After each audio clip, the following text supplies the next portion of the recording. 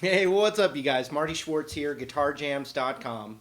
I was going through a lot of emails the other day, and I was seeing a few questions that were getting repeated over and over for the beginners out there. And it was, help, I can't switch my chords fast enough. And I'm going to talk about that a little bit and just some, basic kind of guidelines to help you get switching these open cowbell chords as quick as possible. Also, you can always click the link below, and I have even more free lessons to give you. There's a link down there. You can check it out. But let's talk about the basic chords. There's a lot of different approaches that you can do, but one is to, like, let's say, limit yourself to just two chords and practice two chords, switching those two chords over and over.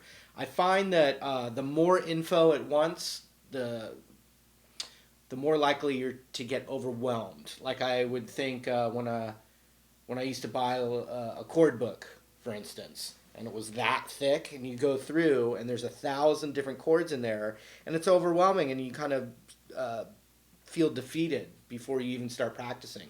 So one thing is you can just limit yourself in the beginning. Like, for instance, the most easy chord is an E minor chord.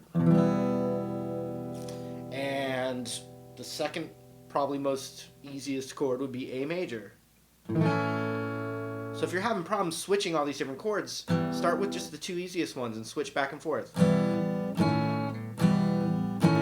Also, when you're doing something else, like multitasking, watching TV, old joke I used to say is waiting for your Pop-Tart, different things.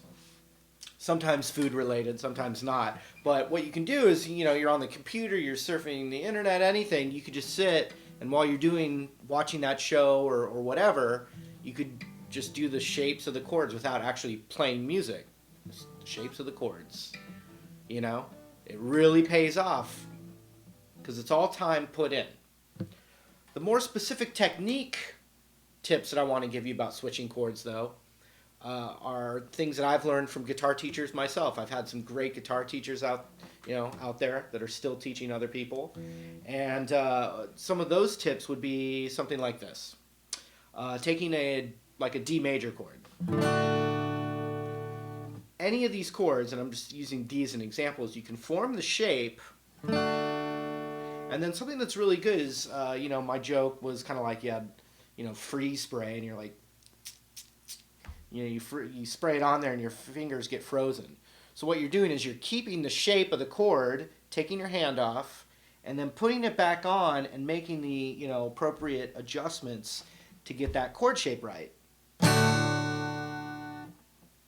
You could just literally take it a little bit off, put it back on, take it off, put it on, so forth, and so on.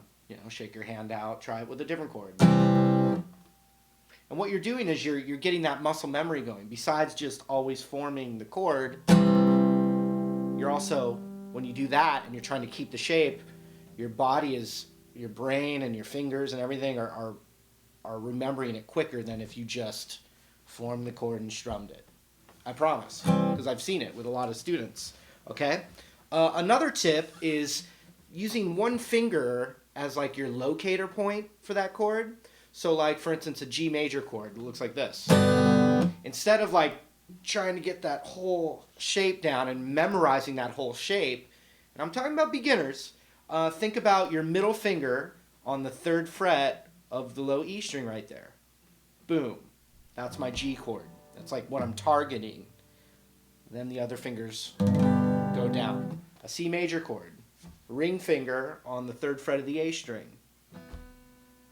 Okay? So watch, a C to a G. Target it.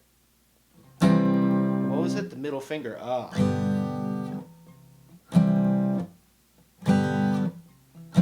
Now, the obvious goal is we want...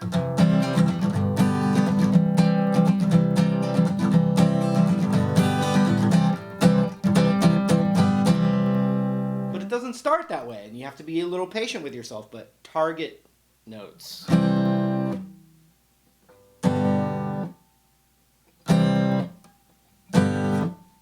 Keep the shape. Keep the shape. Keep the shape. Ow. One other thing is that target note in particular. You want it to be the finger that's the closest to this portion of the neck. And that way, like for instance, a C chord, if I get that target note down, you actually, as you're strumming, you got that split second as you're strumming down to get the rest of your fingers there in time, like the G chord.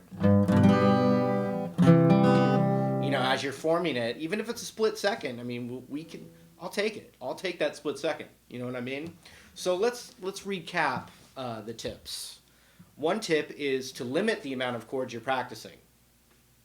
Start with the 2 basic chords, or take 3 chords and switch them in different orders. The next tip is to form the chord shape and take your hand off and put it back on. Do it with the chords. That'll help. Another tip, do some of these things when you're actually not paying attention. When you're watching TV or waiting for your Pop-Tart or surfing the net. You can do it when other things are going on. That goes for scales too. Also, target notes for the chords. A D chord has the index finger on the 2nd fret of the G. A C chord, boom. G chord, boom. E minor. And obviously this is just to get you going. These are tips to get you going. I don't do it that way anymore, but these really help. Okay? All right, so just those are some things that I would tell you if I was talking to you in person and you asked me that. So I hope some of these ideas are able to kind of kickstart you, and just remember, everyone was here. I remember being in the same position, and I would say it just takes a little patience, but once you can play like 4 or 5 of those open chords without having to struggle, the rest is fun because you can play a million songs with those easy chords. So keep that in mind. Hope it helped. And if it didn't, I'm sorry. I'll try again in the future. All right? So we'll see you later. Take care.